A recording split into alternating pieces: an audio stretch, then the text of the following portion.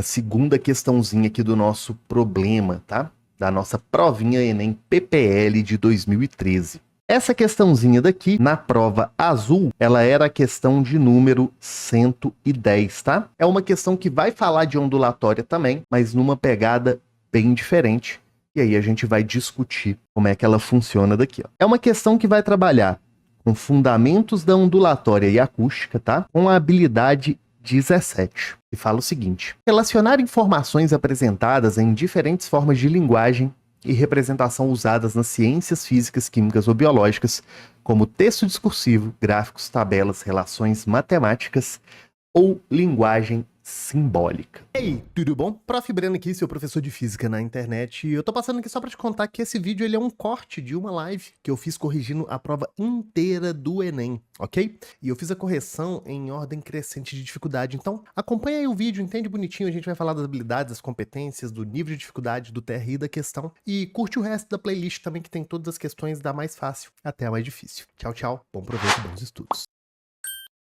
Começando sempre pelo nosso enunciado. A partir dessas informações, verifica-se que o comando é verificar alguma coisa a partir das informações. Quando você olha para as alternativas, você vai ver o seguinte: verifica-se que a variação da frequência da nota Lá é constante igual a 2. A frequência da nota Lá cresce exponencialmente em função do número de oitavas. Para cada oitava acima da nota Lá utilizada como referência, a variação da frequência é 110. E por aí vai. Sempre que você olhar, gente, sempre que você olhar para uma questãozinha modelo Enem, tá? E você perceber que o enunciado não tem nenhuma pontuação aqui, você vai voltar sempre no comando e ler ele junto com a alternativa para você formar uma frase completa e ficar mais fácil, tá? De você poder interpretar o problema. Tranquilo? Sempre observa isso, ó. Nessa daqui, por exemplo, né, a gente tinha exatamente a mesma ideia, tá? Não tinha pontuação no final, então você precisava que cada alternativa completasse esse comando aqui, ó.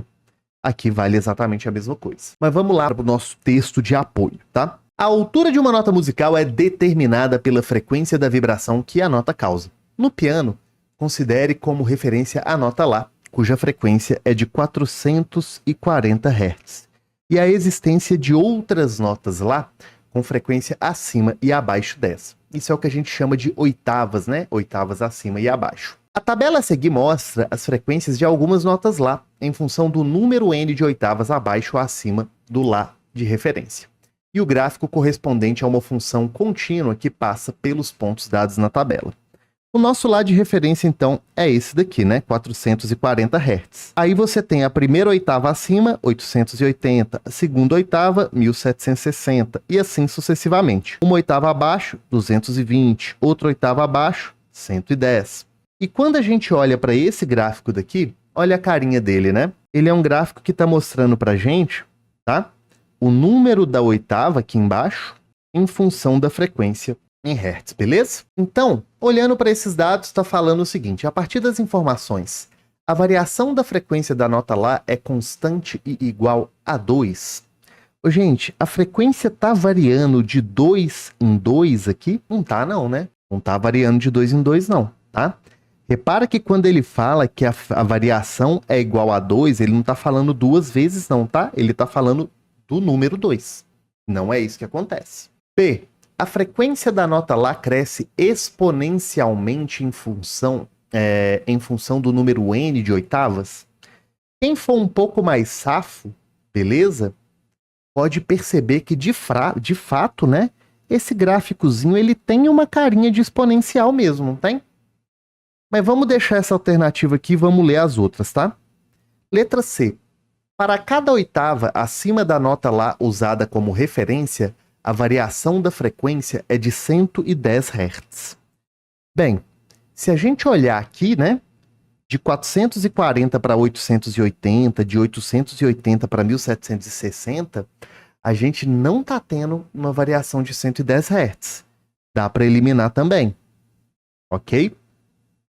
D.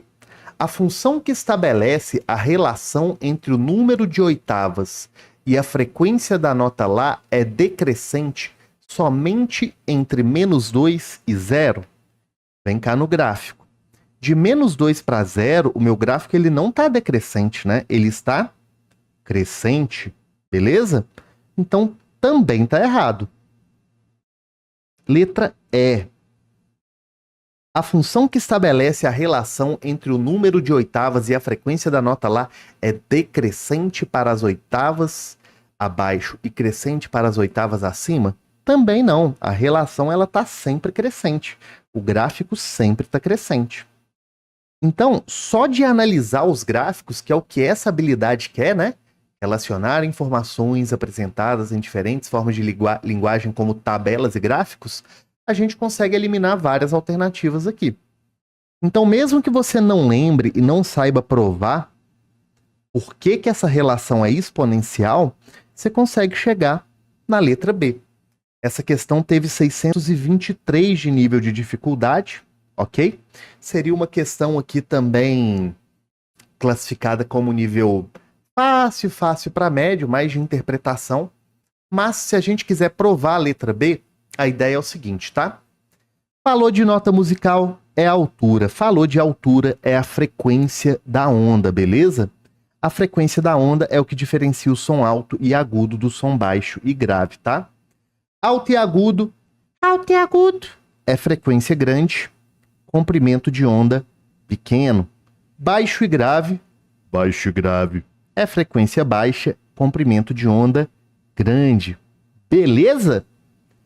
Comprimento de onda grande. Alto e agudo, baixo e grave. E se você olhar então, ó, a frequência central é 440, né? A frequência da primeira oitava aqui pela tabela é 880. Ou seja, é 2 vezes a frequência zero, a frequência de referência. 1760, né? Vai ser quantas vezes aquela outra frequência ali, ó, a segunda frequência? Se você pegar o 1760, né? Você vai ter aqui, beleza? 3 vezes, tá? E o F4, né? Daria 880 vezes 4. 3.520, cadê? Cadê? 3.520 daria, né, a frequência original vezes 4. Beleza? É isso que as frequências fazem. Mas se você for comparando uma oitava com a próxima, o que está acontecendo aqui? Beleza? Essa primeira frequência é o dobro dessa daqui. Essa daqui é o dobro da anterior. É o dobro da anterior. Então, a segunda frequência, eu pus o número errado aqui, perdão. Ó. A segunda frequência é 2 vezes a primeira, né? A terceira frequência é 2 vezes a segunda. E assim sucessivamente. O que isso daqui entrega pra gente, né? Que a enésima frequência, ou a frequência de número n, está sendo sempre o quê? 2 vezes elevado a n vezes a frequência original. Ó. Isso aqui é a carinha de uma função que exponencial. Mas nem precisava disso tudo para matar a questão, não, tá? Nem precisava disso tudo para matar a questão, não. Podia só fazer a interpretação bonitinha e bacanuda dela aqui. Ok? Ô, gente, eu tinha anotado um trem errado aqui, tá? Perdão.